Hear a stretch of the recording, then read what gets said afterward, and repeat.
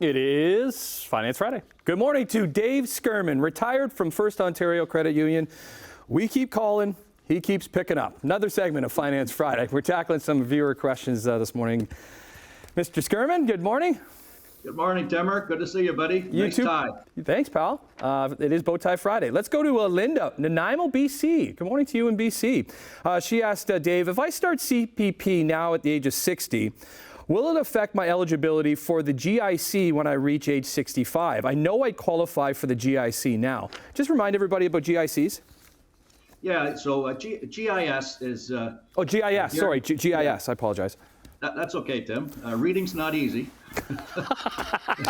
Whoa! Oh, zinger! Hey, it's Christmas time.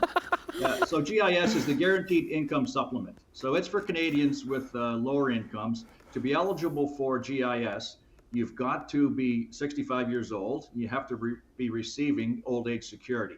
And 65 is the minimum age for old age security anyway. So Linda's looking ahead 5 years. She's 60 now, and she's wondering, if I take CPP, will that make my minimum income too much for the Guaranteed Income Supplement? Because the maximum income you can have in order to receive the Guaranteed Income Supplement is about $21,400 for a single individual. So Linda, for old age security, you're going to get about $8,500 a year. That's the max.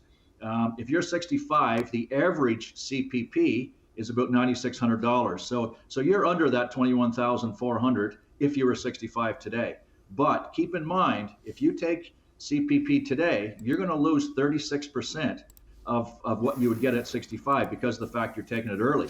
So instead of that average of $9,600 that CPP provides on average to Canadians, that's about $6,000 to you. So keep in mind, if you really need the income today to take CPP early, then go ahead. If you don't, then you might want to wait and not lose that 36% on CPP. Because remember as well that old age security and GIS are government benefits. They're not guaranteed. They could change any time. CPP is a pension plan, and that is guaranteed. So just take that into account.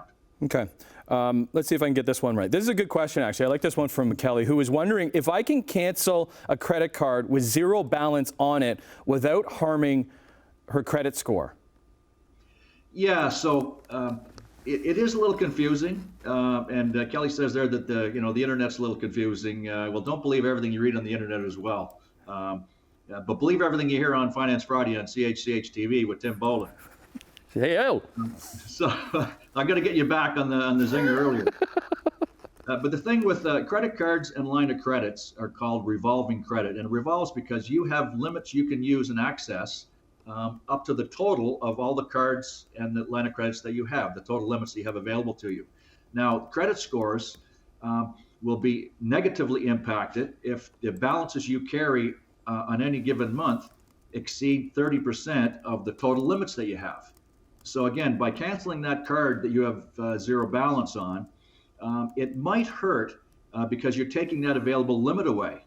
So if you carry balances and they exceed 30% of the remaining limits you have, taking into account you're canceling that card, then it could hurt. But if you carry low balances or you don't carry hopefully any balances at all, then it won't hurt your credit score at all. Okay.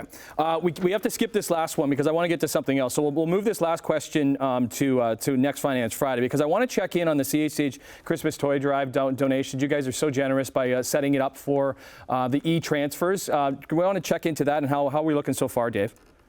Yeah, well, we just barely started, Tim. It's only a few days, and we're already up to $5,000 thanks to the generous contributions of CHCH viewers.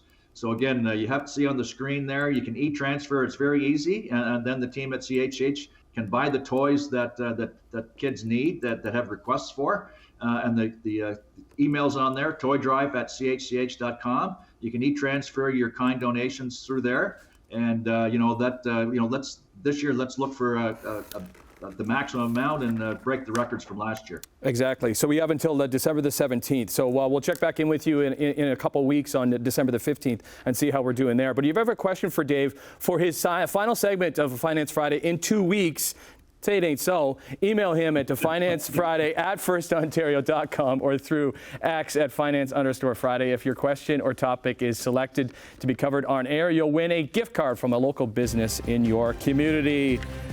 Okay, young Dave, have a great weekend. All right, you, Timmer. We'll see you in a couple of weeks, buddy.